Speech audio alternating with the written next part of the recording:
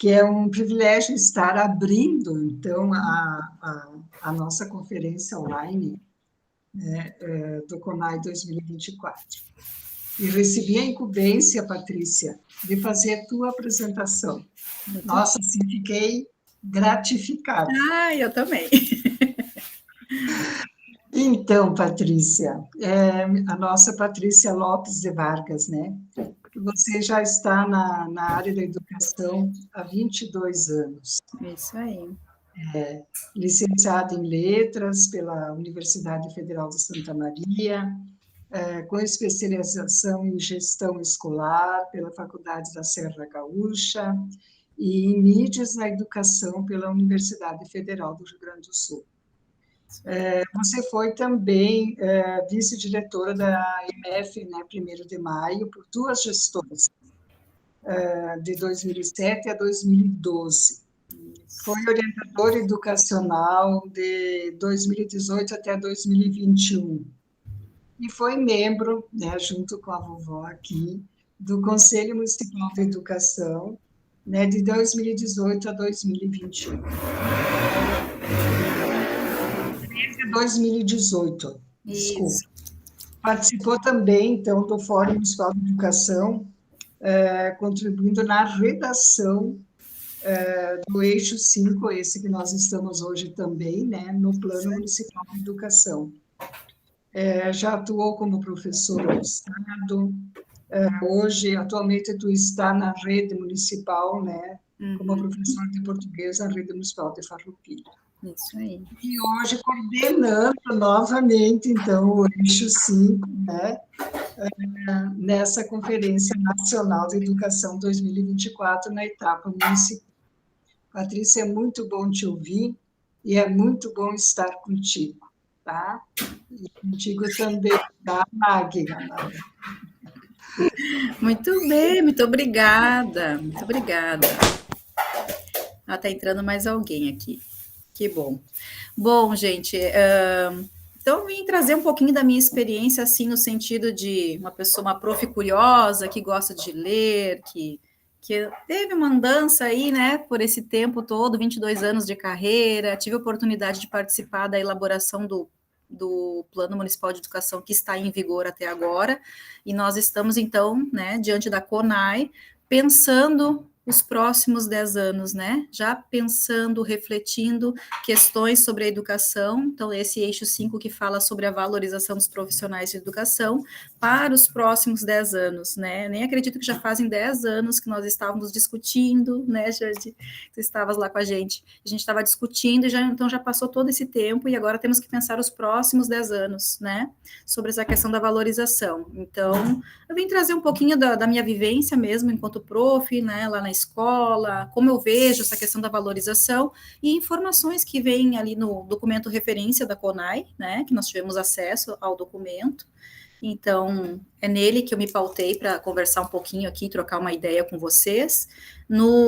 Também, eu peguei informações do relatório do 4º ciclo de monitoramento produzido pelo INEP, que aí são índices nacionais em relação a esse eixo 5, né, e essas metas ali do eixo 5, que a gente vai ver agora cada uma, né.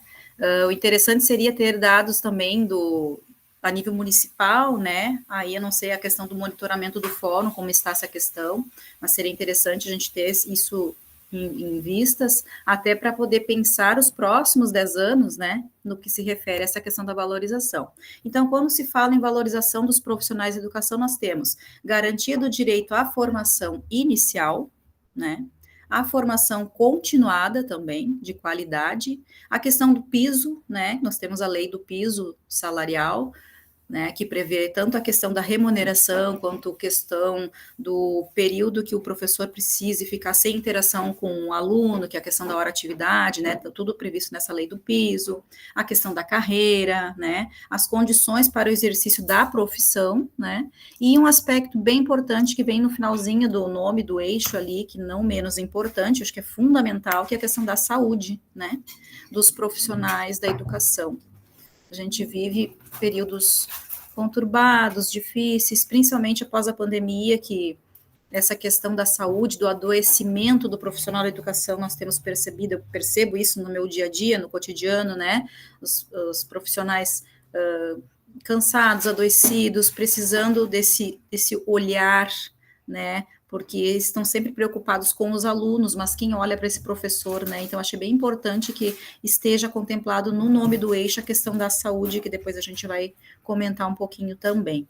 Então, a gente vai falando, então, um pouquinho de cada uma dessas partes aí que contempla, então, toda essa questão da valorização dos profissionais, né, todo esse conjunto de coisas que garantem, então, essa valorização que é tão perseguida, né, por todos nós, e tão importante, né, para uma profissão que carece de uma maior visibilidade, um maior respeito, um maior reconhecimento por parte da sociedade, né, a gente vive um período muito conturbado, né, com notícias muito tristes, né, hoje eu estava conversando com umas colegas, elas falando de uma situação de violência numa escola, né, que um estudante chegou armado, matou outras pessoas. Então, assim, vivemos um período complicado, difícil, e precisamos pensar, então, em todos esses aspectos para trabalhar essa questão da valorização dos profissionais, né. Então, o plano nos próximos 10 anos precisa, né, ter esse olhar importante, né.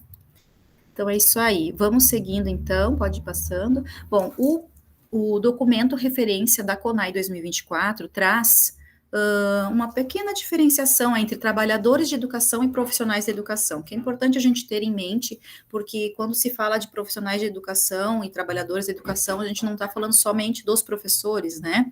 Os trabalhadores em educação seriam todos os atores envolvidos na escola, né? Mas nós temos os profissionais da educação, são aqueles que têm a formação específica para atuarem no espaço educacional, né? Que aí entra a questão dos professores, né? Mas nós temos os trabalhadores, os demais trabalhadores, né? Que também precisam ser vistos, né? Que fazem um papel fundamental, né? Para que a escola funcione bem, né? Então precisamos também desse olhar para o trabalhador da educação, que são todos, e para os profissionais, né, especificamente os professores. Então, temos que ter uma visão do todo.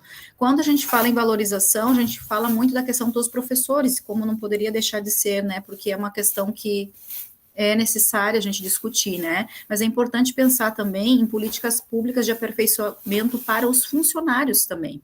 Formação continuada também, a questão da saúde, né, condições de permanência. Nós vivemos um período em que a contratação ou contratação emergencial e até terceirização desses profissionais, né? E o ideal, como um plano de educação sempre prevê, a gente visa o ideal, a meta, né? Seria o ingresso através de concurso público, né? Para garantir, então, a estabilidade desse profissional, né? Para garantir a formação continuada para ele, né? Para que ele se sinta acolhido pela instituição, parte daquela instituição, né, no qual ele trabalha, para que ele seja servido de políticas públicas específicas, né, então o ingresso através do concurso público seria o ideal, que é o que a gente tem que pensar. Claro que essa questão da terceirização, da contratação, tem várias questões envolvendo, inclusive, questão de financiamento, né, a questão dos custos, né, para as mantenedoras, a gente sabe que tem toda essa situação, né, mas o ideal seria sempre buscar o ingresso desses profissionais todos e dos funcionários através de concurso público, né? Isso aí, pode passar, Maqui.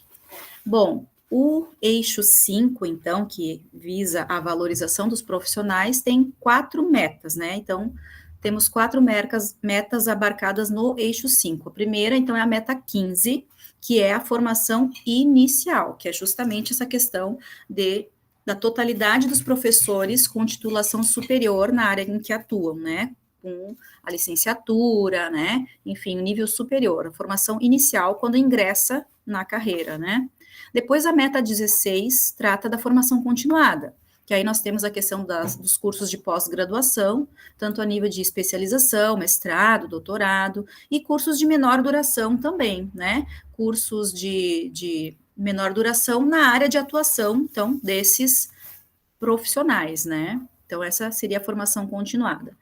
A meta 17 trata da questão da remuneração e trata da equiparação do rendimento médio dos profissionais de educação com os demais profissionais, que tem uma equiparação, né, na remuneração, sendo atividades de nível superior, né? E, para finalizar, então, o eixo 5, nós temos o plano de carreira, né? Então, instituição de planos de carreira, prevendo avanços na carreira dos profissionais, né? O ingresso através do concurso público, que sempre é o ideal, né? O cumprimento da lei do piso, então tudo isso vai entrar dentro do plano de carreira. Então, essas são as 4 metas que fazem parte do eixo 5, que visa, então, a valorização dos profissionais da educação, tá? Pode passar. Bom, quando a gente trata de valorização, então, dos profissionais da educação, tem vários aspectos, um conjunto de tópicos importantes para a gente pensar, então, essa valorização, né, visando essa valorização dos profissionais. Tem a questão do regime, regime de trabalho, né, a questão do piso salarial, a carreira, o concurso público, que sempre é o ideal, a profissionalização, a formação inicial e continuada, as condições, né, que esse profissional tem de trabalho, o tempo sem interação com o aluno, né, que a gente chama de hora atividade, né, 1/3 da carga horária, que prevê a lei do piso, o equilíbrio no número de alunos por turma também é importante, claro que aí tem que ter a relação do espaço físico, né, das salas de aula, tem uma regulamentação no caso da rede municipal, que é onde eu atuo, né, nós temos ali a regulamentação via Conselho Municipal de Educação, número de alunos por turma, que isso garante também um conforto para o trabalho do professor, né, para poder fazer um trabalho de qualidade. A participação nos processos decisórios, aqui então entra a questão da gestão democrática, né, que os eixos, né, do plano aqui, eles são transversais, né, então eles se atravessam aqui, e temos a questão então da participação, né, nos processos, tanto por parte dos funcionários como por parte dos professores, né, participar das decisões dentro da escola, né, até para se sentir parte, né, da instituição em que atuam, né, e ouvidos, né, também nas suas necessidades, já que estão ali o dia a dia, então é importante que participem das decisões. Reconhecimento social, dignidade profissional, né, eu acho que vivemos uma crise grande de reconhecimento social diante da sociedade, né, então é uma luta, né, esse reconhecimento, porque se houvesse esse reconhecimento, talvez nós não precisaríamos lutar tanto pela valorização, né? Se estamos nessa luta tão grande e necessitando tanto dessa valorização, é porque não há esse reconhecimento por parte da sociedade, né? Por parte de boa parte da sociedade, né? Que questiona algumas coisas que são do nosso trabalho, que não entende algumas coisas, né, e, enfim, a nossa dignidade profissional, né, a autonomia do fazer pedagógico, a liberdade, né, do fazer pedagógico previsto na LDB, né, então não é uma novidade isso, mas o professor precisa se sentir livre, né, para poder criar, para poder explorar todas as potencialidades dos seus estudantes através das suas metodologias, né, ele é um profissional preparado para isso, então ele tem que ter autonomia para poder desenvolver o seu trabalho da melhor forma, né, então isso é importante. Cuidados com a saúde, que eu acho que é algo que eu vejo assim como um fator muito importante, ele aparece no fim aqui, mas ele não é menos importante que os demais. É algo bem preocupante, assim, tenho observado isso no dia a dia, relatos, né, falas de colegas, né, relatando essa exaustão, né, esse estresse, então, eu acho que é bem importante que se pense, sim, nessa questão da saúde do profissional, né, e todos esses itens que têm relação com a valorização do profissional da educação, com a valorização da educação e com esse eixo, eu acho que a representação sindical tem um papel bem importante na organização dessa luta, né, pela valorização dos profissionais de educação. Então, é importante que essa representação sindical, né, organizada, para que possa, de fato, então, promover discussões, né, e representar os profissionais de educação nas suas lutas, né, para que possamos ter condições de fazer um bom trabalho. Então, eu vejo como um papel bastante importante, e isso vem contemplado também no documento referência da CONAI, eu acho que de fato é algo que precisa, né, que é importante, que haja essa valorização, né. Pode passar, Mike. Então, aqui, pessoal, vamos ver agora cada meta, né? Então, as metas do eixo 5, 15, 16, 17 e 18, a gente vai ver um pouquinho cada uma agora. Pode passar. A meta 15, pessoal, que é da formação inicial, né, que eu estava comentando antes ali com vocês. Então, a meta 15, garantir política nacional de formação de profissionais da educação, assegurando que todos os professores e professoras da educação básica possuam formação específica em nível superior, né? Analisando os dados do monitoramento do INEP a nível nacional, né, nós não temos 100%, nós temos, por exemplo, na educação infantil, 60,7% dos profissionais com formação em nível superior, né, seria interessante a gente ter os dados, então, do município, eu não sei se via censo escolar, aí o fórum, como é que organizaria esses dados, mas seria interessante, eu até acredito que a gente tenha um número elevado, mas eu vou tratar desses dados que eu encontrei para, né, tá embasada com dados oficiais aqui para poder tratar, né. Então, 60,7% dos profissionais que atuam na educação infantil têm nível superior, tá. Nos anos iniciais ali da educação, do ensino fundamental, nós temos 71,2% dos profissionais com nível superior. Nos anos finais, né, o Fundamental 2, nós temos 58,5% dos profissionais com nível superior, e no ensino médio, 66,6%. Então, por estes dados a nível nacional, coletados pelo INEP, nesse relatório do quarto ciclo de monitoramento, nós não temos 100%, que era o que previa o plano, né?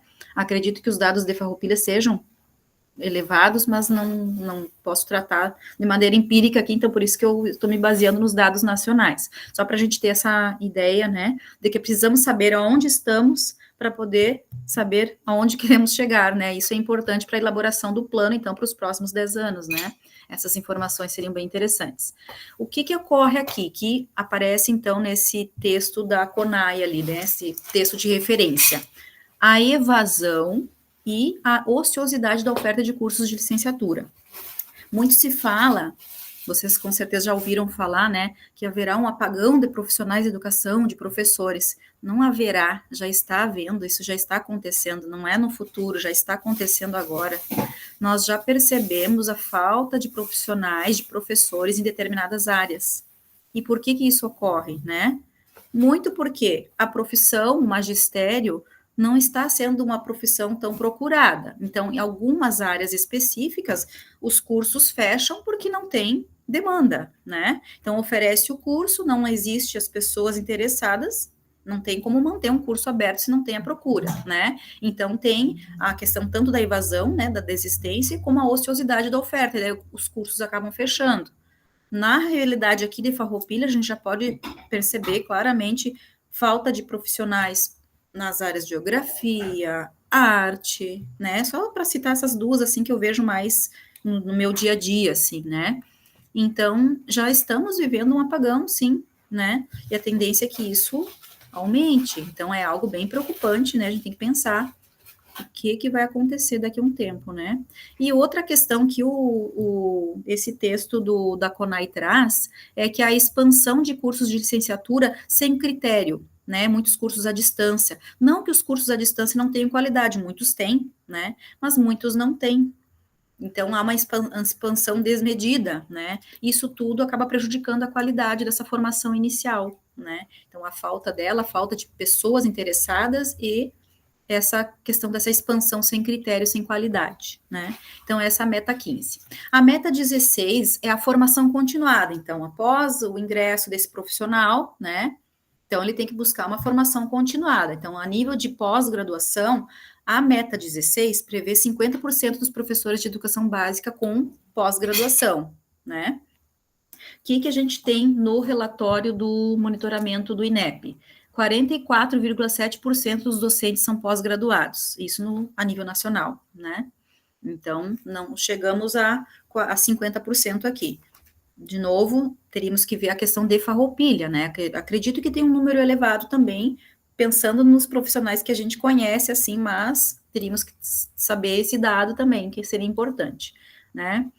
Então, para que haja essa formação de qualidade. E também a formação a curto prazo, aquelas formações, né, nas áreas dos profissionais ali a curto prazo também com qualidade, conforme as demandas e as necessidades da categoria, dos profissionais, enfim, né? O que a gente observa aqui, pessoal? Até coloquei em vermelhinho ali, que são coisas que apareceram, fatores que apareceram aqui no documento da CONAI, né? Que eu percebo isso na minha realidade. Então, há uma necessidade de financiamento para a formação de professores bilíngues. Aí, claro, vai depender do território, né? Então, por exemplo, professor bilíngue para atender os indígenas. Aí, claro, num território que tivesse ocupação de indígenas, né? A questão dos surdos também, a questão das libras.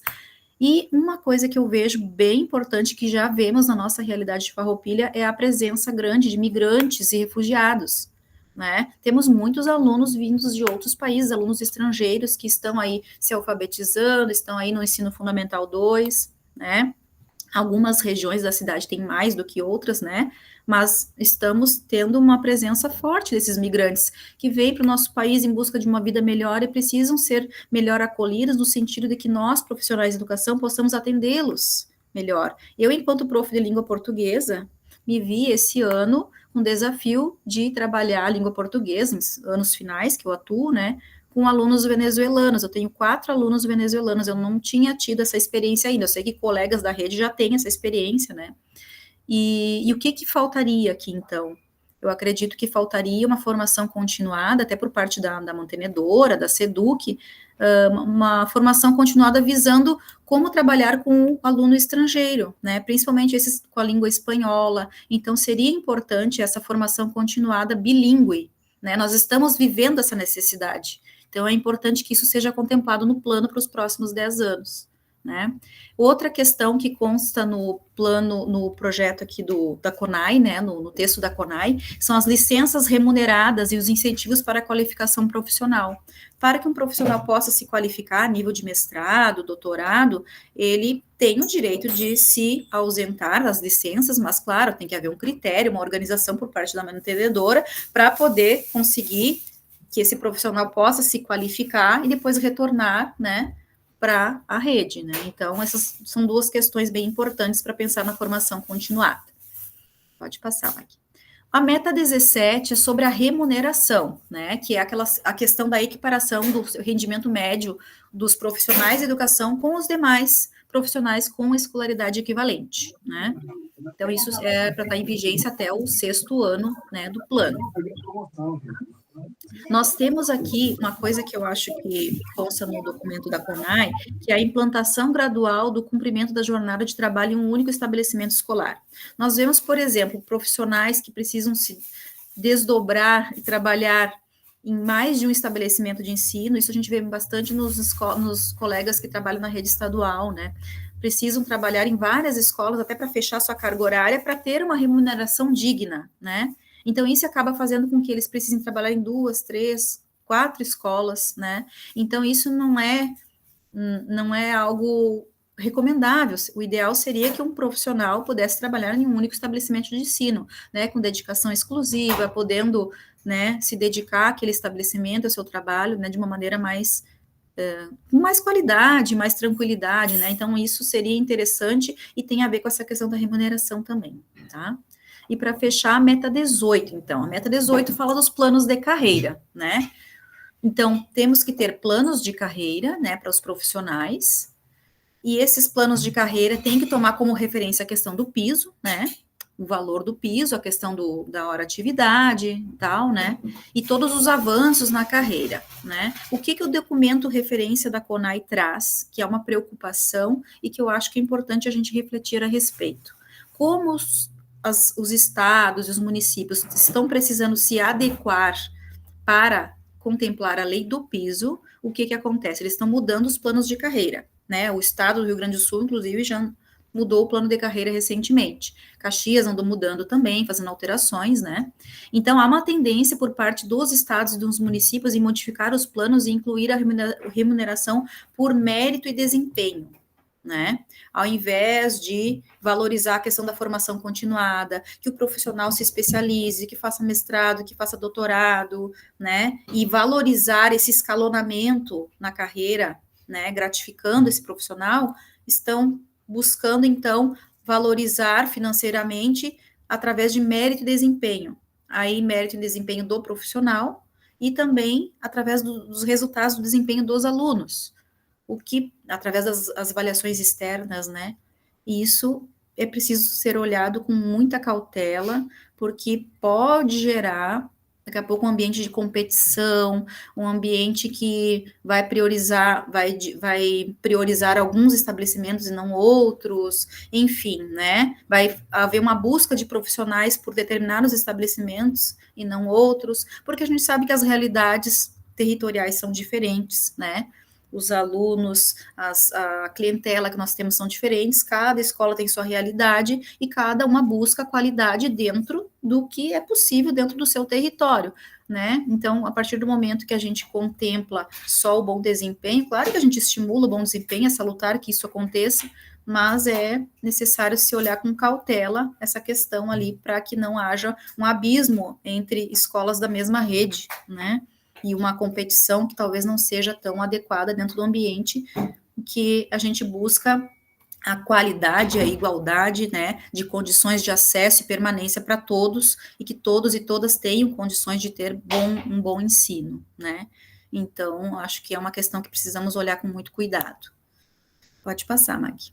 Bom, a questão da saúde, né, pessoal, que eu vim falando desde o início, a saúde integral dos trabalhadores em educação, né, então visando a saúde vocal, psicoemocional, mental, a exposição a agentes patogênicos, tóxicos, promoção de relações interpessoais, enfim, né, a ação de prevenção do adoecimento, isso eu acho que é bem importante que o próximo plano contemple, que pensemos sobre isso, a questão do atendimento a esses profissionais que estão nas escolas, o estudante precisa de atendimento psicológico, precisa muito, os nossos jovens estão adoecendo, tem toda a questão das tecnologias, do comportamento, enfim, de todas as mudanças que vamos sofrendo, né, que vamos passando por elas, e a gente vem percebendo isso, e os profissionais também estão adoecendo, e precisam de um atendimento. Então, atendimento de psicólogos, assistentes sociais, que esses profissionais possam estar atuando juntamente nas escolas para que o trabalho do professor fique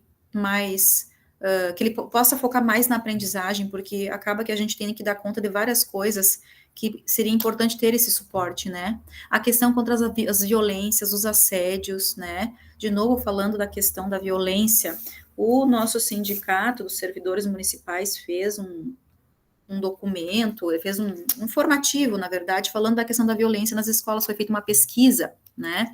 E aqui nesse informativo fala dessa violência envolvendo violência física, verbal, a questão do racismo, da homofobia, do bullying, tudo isso está presente nas escolas e está adoecendo estudantes, está adoecendo profissionais de educação, professores. Então, precisamos pensar bastante nessa questão, né, de como atendê-los para que isso, né, seja sanado e amenizado, enfim, né. Pode passar, Maggie. E para finalizar, então, o documento referência da CONAI traz as proposições, né, 3 principais proposições falando, então, dessa valorização da educação, né, a formação dos profissionais, ingresso via concurso público, planos de carreira, financiamento específico, né, aí em regime de colaboração entre municípios, União, estados e municípios, né, a questão da instituição de uma política de formação de profissionais do magistério, formação para os funcionários, a formação continuada de qualidade, né?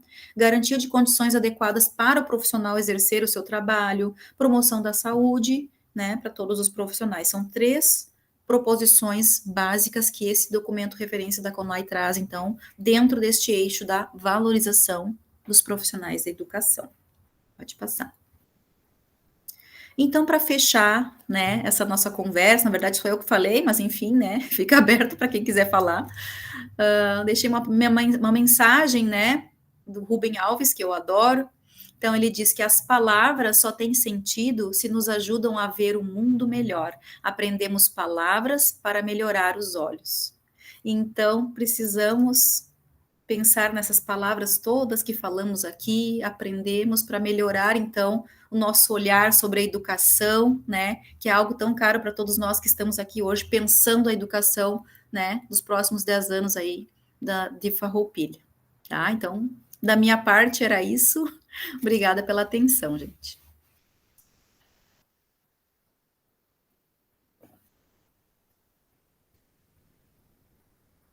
Não sei se alguém quiser falar alguma coisa, fiquem à vontade, gente.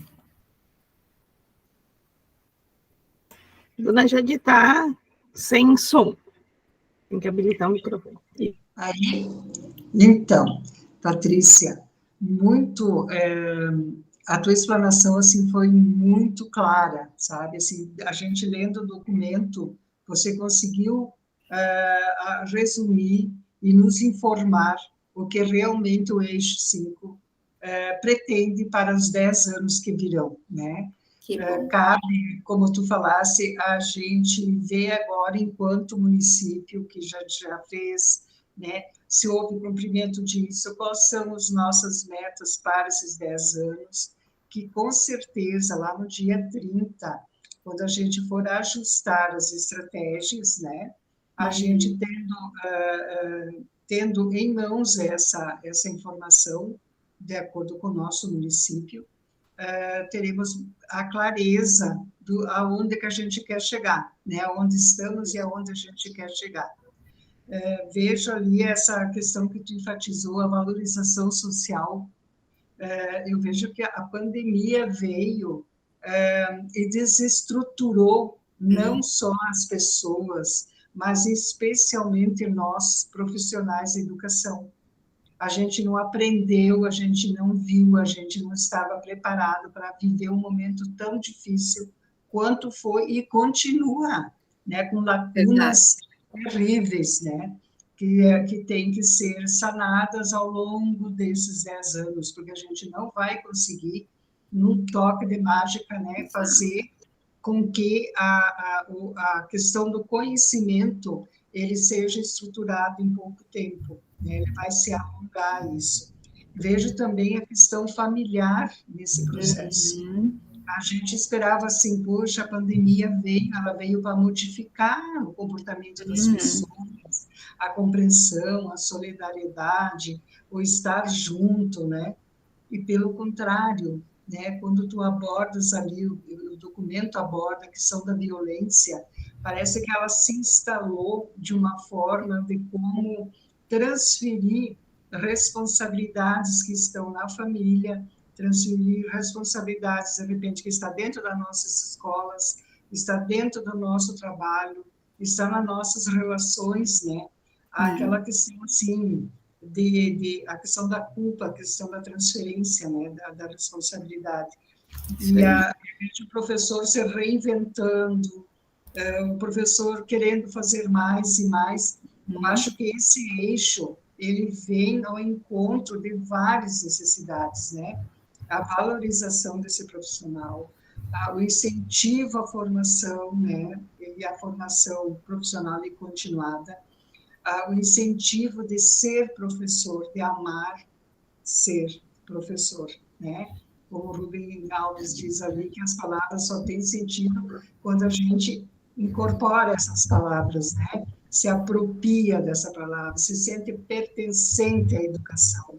Eu acho que esse eixo, ele vem realmente nos dar uma direção, um suporte, um desafio, eu digo, um desafio para que nós possamos projetar esses 10 anos que virão, né, onde que nós...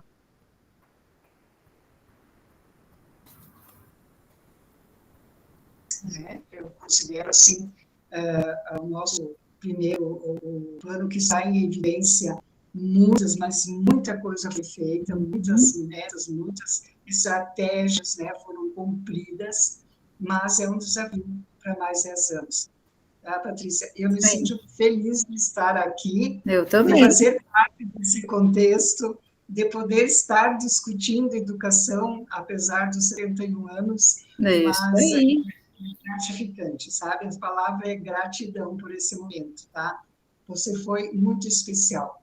Ai, da minha parte, muito obrigada pelo carinho, pelo convite, né? E eu gosto bom, enfim, como educadora, como vocês todas aqui, todos, né?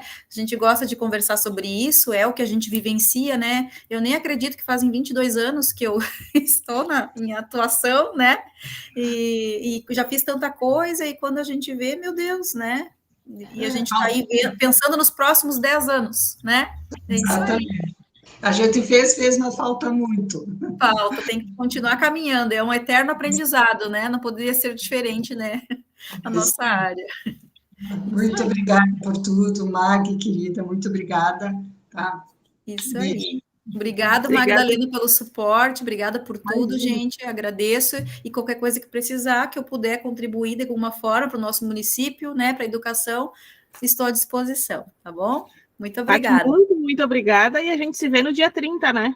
Isso aí, então A tá. gente se vê Muito pessoalmente obrigada. no dia 30. Obrigada, gente, boa noite. Obrigada, boa noite, obrigada, Maria, boa noite.